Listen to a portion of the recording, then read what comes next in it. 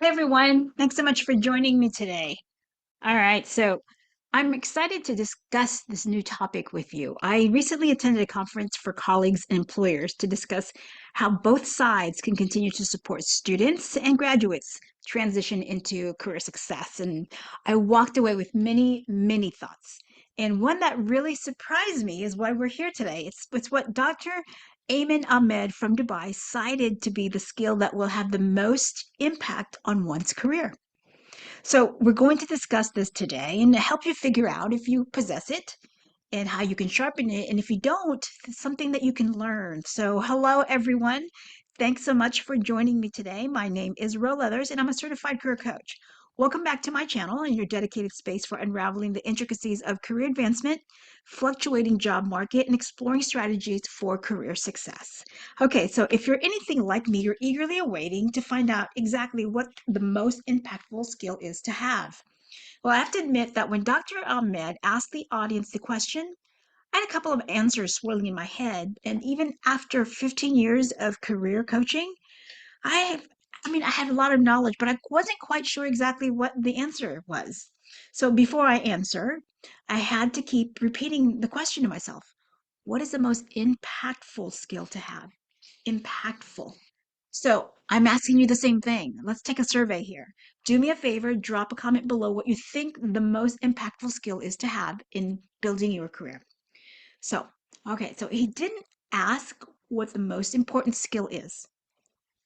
He didn't ask what the most necessary skill is. And he didn't even ask what the most desired skill is. What he asked is the most impactful skill. So I hope that you've put down in the comments what you think it is, because it really is a great way for you to gauge your knowledge base here. If you get it right, you're on track. If you don't get it right, then you might have a little adjusting to do. So go ahead and pause and put into the comment what you think the most impactful skill is. Okay, getting back on track here. After nearly 15 years, even I had the wrong answer.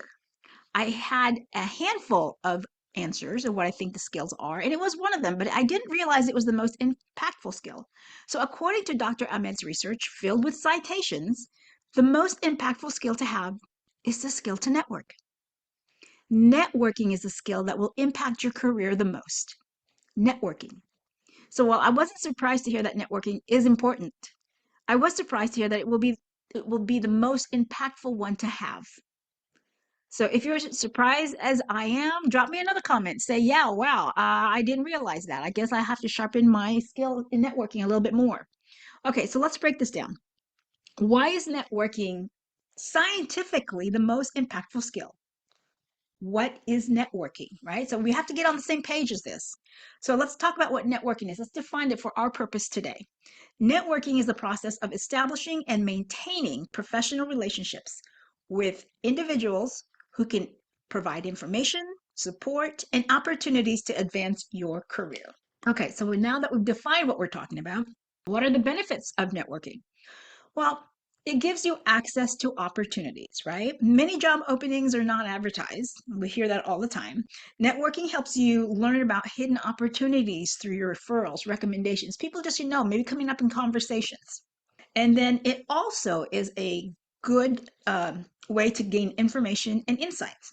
When you're talking to people and you have a network, networking allows you to gain industry insights, understand market trends, learn from other experiences of others, and this information can help you make informed career decisions. So, talking with other colleagues who may be in the same industry but in different companies, what's their best practices, what's innovations coming down the pike, what's happening. This is a great way for you to stay informed. And then it's skill development. Engaging with a diverse group of people and professionals exposes you to new ideas, new practices, and new perspectives, which can help you then develop new skills and improve existing ones. You will then be able to assess, wow, is this a new skill that I need to develop, or I have the skill already, I just need to sharpen it. So it's a good tool for you to be able to determine the skills you need to have. Mentorship and guidance, right? Establishing relationships with experienced professionals can provide you with mentorship and guidance, helping you navigate your career path more effectively, especially if you're new, if you're a student just coming out of college. Having mentorship and guidance is key because then it will help you stay on track, kind of give you guardrails, trying to figure out how to navigate this vast career opportunities platform. All right, so building your reputation. Active networking helps you build your professional reputation. Being known and respected in your field as an up and coming or rising professional can lead you to more opportunities and recognition. I mean, this is what we're building to this is what we build our careers for, right? Networking also gives you a support system. When you have a network of other professionals, they can provide you with professional support as well as emotional ones. Sometimes there are challenges during our careers that we just need to bounce ideas off people who have been there. So colleagues and mentors can offer the advice, feedback, and encouragement during those challenging times. Who should you network with? Industry professionals are the obvious answer, but connect with individuals who work in your desired industry and related fields. This includes peers, senior professionals, and leaders. The key here is the related fields, not just someone in your industry, but look at your entire ecosystem. Career ecosystem is a term that I'm probably going to use a few times today. Career ecosystem is the ecosystem that exists to bring to market the product or service that your company sells. That would be customers, suppliers, vendors, the entire supply chain, and of course the end users, the customer. So you're all working the same industry, speaking the same terminology. Your roles are going to be a little bit different. The data you're working with is going to be a little bit different, but you're still in that same industry. That's key. Okay. Colleagues and alumni is part of your career ecosystem. Your current and former colleagues and alumni from your educational institution are valuable. So if you have graduated from a college, make sure you tap into that alumni association. Mentors and advisors we talked about, they're always people that you are going to want to lean on. Influencers and thought leaders. Who are these people? Well, engage with influencers and thought leaders who have significant presence in the industry. So you can identify them by who writes best-selling books, who offers seminars that people go to and training. Those are the thought leaders in your field. Who else? Recruiters and HR professionals. Don't consider HR and recruiters as just one-time conversations or one-time meetings. Building relationship with recruiters and HR professionals can give you access to job opportunities and career advice. Keeping in touch with recruiters with whom you work with, as well as online connections like on LinkedIn. So when you are connected with a recruiter, make sure that you connect with them on LinkedIn and follow them, because whenever they have a position to fill, they will put it out there, and you want to be one of the first people to get that information. And if it's not a fit for you, repost it so that you then are bringing value to the recruiter and to your other, to the members of your network. Remember, networking is a two-way street. Next on the list is clients and customers. If you're selling a product or a service, you want to make sure that you're connected with them and you stay connected with them. Networking with clients and customers can lead to new opportunities and partnerships. How many times have you heard a colleague jump ship because they were, for lack of a better word, poached by the customer because they fully understand vendor's perspective that would help them develop their customer service? So something like that, that's key, okay? Professional associations and their members, right? Connect with members of professional associations and organizations related to your field. Meet new people at conferences and reconnect with old friends. Be sure to seek out online connections and if they're attending as well so that you can meet in person. This is something that I just did coming from that conference I mentioned earlier, is I connected with new people and I was able to meet up with people that have been in my network for years. And sometimes you don't see them, you see each other online, but there's something that adds energy when you can meet them. Like-minded brains come together and create new ideas and innovations. Okay. All right. So now we talked about what it is, what networking is, the benefits, and who you should network with. Now let's look at where you find opportunities to network. And really, it's the general answer is everywhere, but let's break that down. Industry conferences, events. I just talked about the benefits of that. Attend industry specific conferences if you have the opportunity. Seminars, workshops, or even trade shows. Anything that brings like-minded professionals together is a good place to connect with people already in your industry or related industry. Same thing with professional associations. Join professional associations and societies, organizations related to your industry. These are often hosted by networking events, and they provide directories of the members. Right? I belong to, like I said, college and employers, and there's a directory. that I can tap into if I need to research something. And most professionals are also very helpful and want to provide you the information that you're seeking because they know at some point it's going to be vice versa. If you joined a fraternity or sorority during college, that is an excellent source of networking. I mean, really, when you think about why you originally joined a fraternity or sorority, it's for the network, right? But that doesn't stay in college. Your network builds upon what you built in college into the professional arena. It's like stay in contact with your fraternity brothers and sisters. And then, of course, these days we have social media platforms like LinkedIn, Twitter, and social media. Now, social media, if you have a purpose and you know what you're trying to achieve with the platform, that is an excellent tool, right? You can join, just not besides connecting with other professionals, you can join industry groups, participate in discussions, and build your reputation as someone knowledgeable in your field. So engage in conversations that you see and be helpful, right? Contribute. Not take the conversation over, but contribute. All right. And again, we talked about alumni networks, attend reunions and university events because you don't know who is going to be there.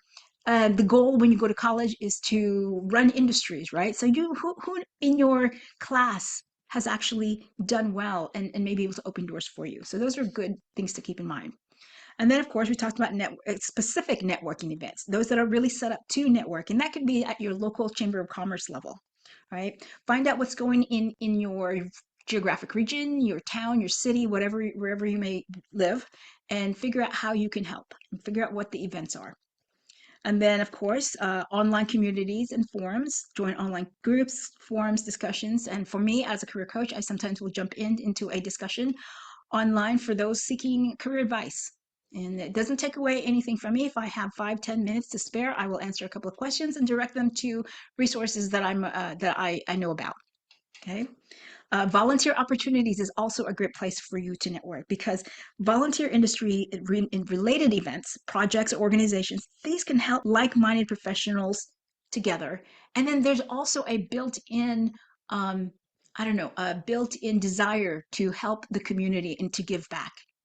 So there's an altruistic movement there that you want to be part of. And then, of course, we talked about workshops and training programs. If you're required to have continued education to hold on to your certification or to just learn and advance in your field, that's going to bring you together with like-minded people. And maybe not necessarily in a specific exact role.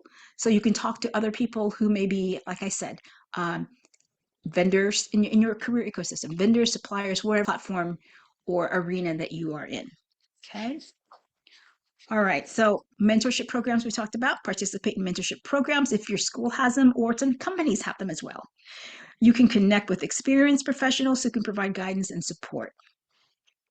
Professional publications is a good place also to get new information, best practices. And if you are savvy or knowledgeable in a specific area, you can write articles and contribute to the professional publication. This can increase your visibility, help you connect with others in your field. Right? Okay, so now let's talk about tips for effective networking because we don't just want to show up and start talking to everybody. We have to have a mission, we have to have a structure, we have to have intention. So we want to come in prepared. Have a clear idea of what you want to achieve through networking and be ready to share your professional background and goals. Be genuine about and authentic about your approach, right? Because you want to make sure that you meet the right people. You want to listen to what they have to say and you want them to listen to what you have to say. And you want to build that mutual respect relationship. And then you want to follow up. After you meet somebody, follow up with a thank you note if the conversation went further than the standard hi, how are you, greet and meet. If there is a project that you discussed and you wanted to be part of, or they want to be part of your project, or have information that you can share, follow up with either a thank you note or an invitation by email. At the very least, you want to connect with them on LinkedIn. You want to make sure that you provide value in these connections, offer your assistance or support to others. Networking is a two-way street, as I mentioned before, and helping others can strengthen your relationship. Bring value to them, and as they will bring value to you. I've had people say that I'm connected to so many people on LinkedIn. I'm going to have to go through my list and call down and remove people.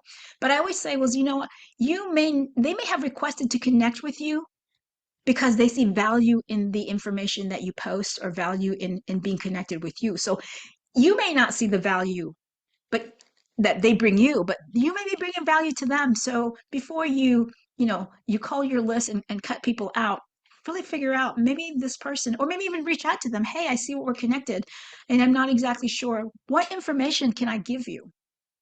And open up that conversation. Okay. And then you want to stay consistent. Regularly engage with your network. Attend events, stay active on social media platforms to maintain and grow those connections. You want to like their posts, you want to follow, you maybe even repost some of their information. By strategically identifying who to network with and where to find them, you can build a robust professional network that will support your career advancement.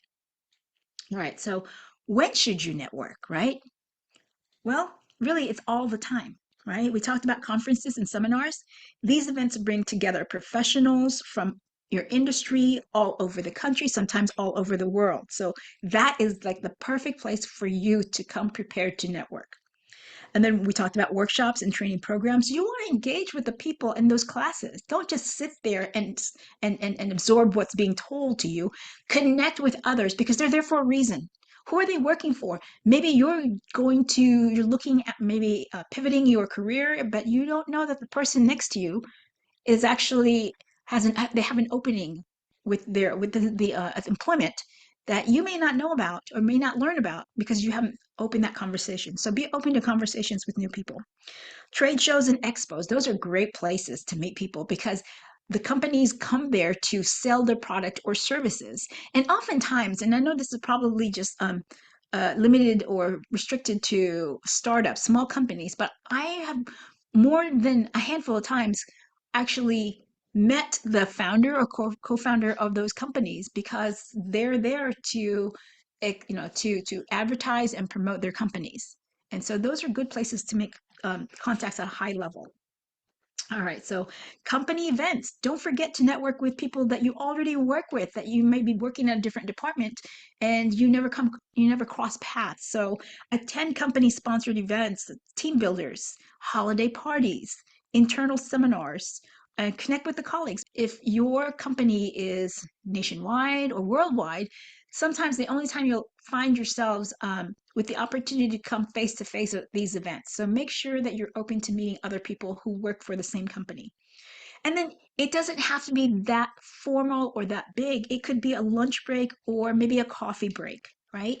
Use informal settings like lunch and coffee breaks and other after work gatherings. Maybe you're just walking out for, I don't know, some people still smoke, but maybe for smoke, right?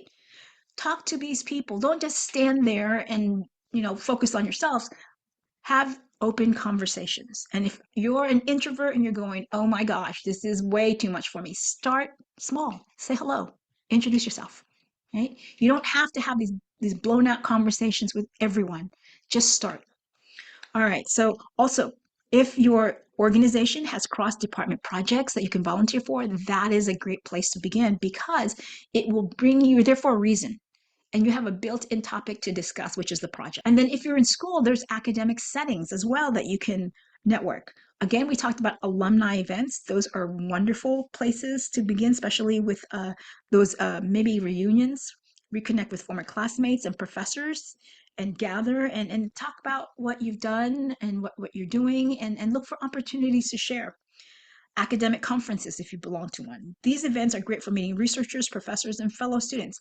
A few years ago, I attended a STEM conference, and everybody there knew each other, everybody presenting.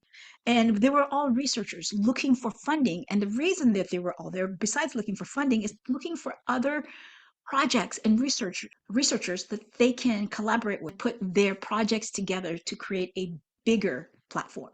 Okay, so opportunities like that do exist. Guest lectures and seminars. Attend talks if your university sponsors them.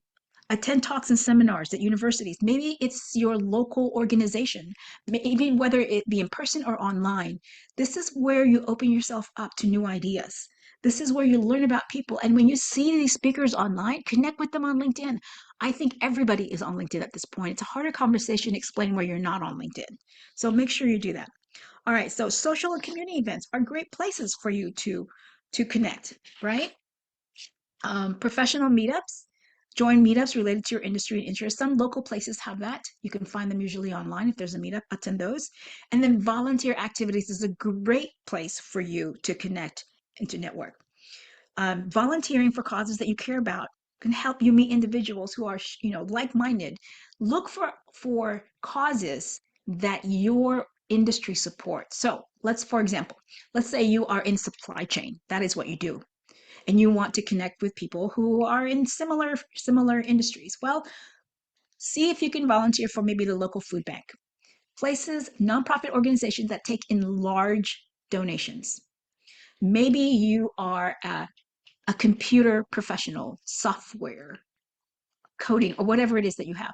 Look for opportunities in your local nonprofit community that maybe recycle devices. If you are somebody that is in finance, maybe look for opportunities to fundraise for special events that help nonprofit organizations raise money for a charity. Look for opportunities to leverage your skills because you're already an expert in that area. You are just volunteering your time and effort. All right, so there's also opportunities online, right? We talked about webinars, virtual conferences, social media platforms, and communities. Tap into all of those. And then, of course, networking doesn't always have to be formal. There's informal opportunities, like your personal connection. Leverage your personal network by staying in touch with friends and family and acquaintances that maybe could connect you. I know I'm guilty of not knowing all my neighbors. Well, I know them as so and so that lives down the street and their children, but I don't really know what they do professionally, right? I don't know that, let's say, Mary down the street is actually a pediatric, physician, or maybe somebody down the street, Joe Schmo down the street, is a professor. I know that when I connected with a local, a neighbor connected with me on LinkedIn, and at some point she reached out to me to ask for free resources she can find online for career coaching her recent high school graduate.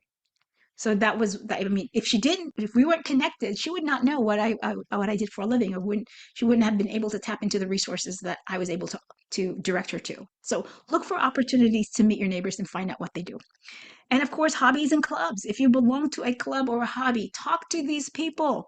You're already sharing similar opportunities. So look for ways to meet them and show genuine interest in getting to know them. Okay, so let's talk about tips for maximizing networking opportunities. Said it before, I'm going to say it again. Go prepared. Have a clear idea of what you want to achieve from the networking opportunity. Be ready to share your professional background and goals. Be approachable. Display positive attitude and open to conversation. Show genuine interest and start conversations. Don't wait for people to come up to you. Open conversations as you walk by people and make comments, right? And then, of course, if you make a good connection, you want to make sure you follow up. Again, we talked about sending a thank you note or message, and at very least, connecting on LinkedIn and letting them know that you enjoy speaking with them and you may be interested in continuing the conversation, right? So, again, I go back to provide value. Everybody wants something. You want to connect with somebody that can open doors for you. Vice versa, they want you to be able to open doors for them as well, right? So, offer your assistance, support. Networking is a two-way street. Helping others can strengthen your relationships. And by identifying and taking advantage of these opportunities, you can effectively build and expand your professional network. There is no limit.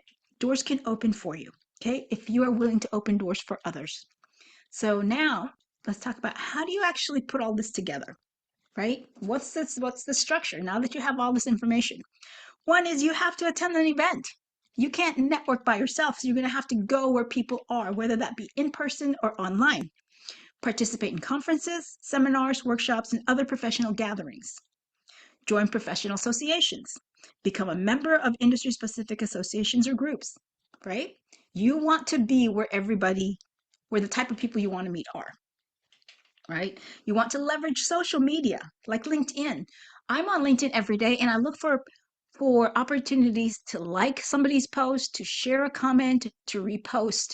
And I hope that they do the same thing for me as well, right? And I am seeing that not everybody is open to helping others, But you have to start that somewhere. That's got to begin. When your network sees that you are someone who supports what they do, they will come back and support you as well. I have gotten that from people um, that I didn't even know in real life, but I liked their post because it was meaningful and it brought value to me. And my hope was that it would bring value to other people. And they started supporting my posting and my information and shared it with their network. And then also too is informational interviews is a way to network. If you belong to a group or an association and there is somebody that you want to whose brain you want to pick for whatever reason, you can reach out to them on LinkedIn and ask if they have a few minutes to spare you can interview them for a specific reason. Reaching out to professionals in your desired field for informational interview, you can learn a lot about their experiences, and generally most people, unless they're super busy and don't want to, but most people who have gotten farther in their career, they're open to sharing that information and giving you some kind of guidance, right? And then, of course, when that request comes to you from somebody else, offer your help. Networking is a two-way street. Again, I'm repeating that. Offer your assistance and support to others, which can then strengthen your relationship because to them, you become the subject expert, right? You will then become the expert that they are going to tie to whatever subject it is that you are discussing with them. And you want to make sure that you stay in touch with these people. You have to nurture your network. And again, you do that by liking, by sending emails, by just reaching out. And generally everybody's on LinkedIn, so it's not that hard. It's not a heavy lift to find them on LinkedIn and send them a note, right? And everybody, I mean, especially if they haven't heard from you in a while, everybody appreciates that somebody thought of them. So be that person, okay?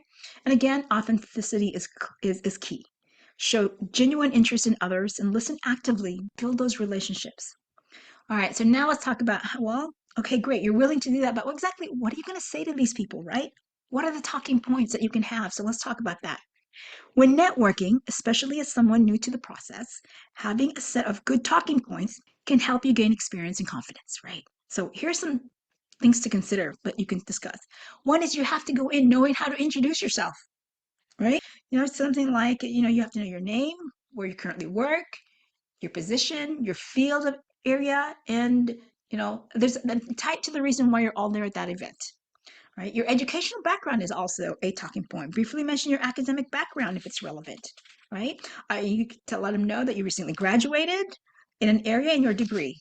The event that you're at, whatever event you're attending, is also provides context. Reference the event that you're at, and ask something like, well, what do you think of the conference so far? Which sessions have been most interesting to you? What did you attend? That opens up conversations as well. And then common connections. If you have a mutual connection that somebody like, oh, I noticed that we both know XYZ. How do you know each other? Where'd you guys meet? Right? That's an opening. And then professional interest and goals. Your career aspiration is also a talking point. I'm interested in XYZ and I'm looking to learn more about it. I see that you are, you're already in this industry. You want to pick their brain. Or maybe it's a current project that they're working on, and talk about projects that you're currently working on or a project that that they're been working on. So it can go either way. And then industry insights and trends is also good talking points. Discuss recent trends or developments in your industry. What are the new innovations? Example is, I've been following the latest trends in XYZ. What do you think about, I don't know, AI and how it's affecting your work in XYZ? Ask for opinions. Solicit their insights in industry related topics. What's your take on the impact of whatever in our field, especially if you are in the same type of position that they are in. Career advice, you can approach them, somebody that's more advanced in their career than you are. You can ask for recommendations. I'm new to this industry and would love to hear your advice from someone like you who've been in it and have vast experience in this area, right? Or you can even ask for a resource recommendation. Inquire about books or resources. Is something like, can you recommend any resources or books that have been particularly helpful to you in learning XYZ? Okay. And then how about company roles and specific questions about where they work? If you're talking to someone about a company you're interested in, you can ask them, what's it like to work there? Right? what areas are expanding, or I'm interested in this area. Do you know if there's any expansion? That's something that gets the conversation moving. Or it could even be role specific. Something like, what does a typical day look like in your role as I don't know, as an AI architect? Something like that. Personal interest and hobbies.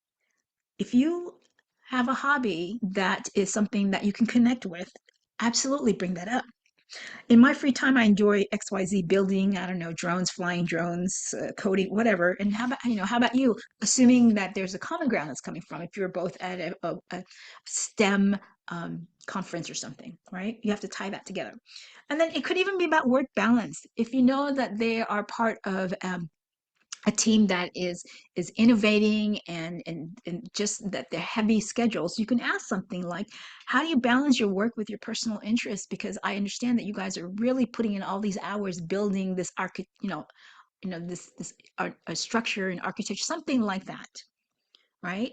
Those are great areas to open conversations. But if you are new to networking, you must practice them. And maybe even notes that you can pull out of your pockets just to remind you in your quiet times before you walk into that room, right? And then closing conversations. How do you close a conversation? Some people can't do that. And they sit there like, well, I don't really have anything else to say, but I'm standing here like, I don't know what to do. You can close those conversations by saying, thanks so much for sharing your thoughts. I really appreciate it. I'm sure I'll bump into you, around as we have a couple more days of this conference, and we'll exchange ideas then.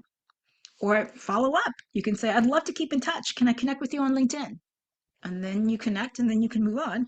Or even you can discuss follow-up meetings, or something like, hey, I really would love to hear more about your ideas about XYZ.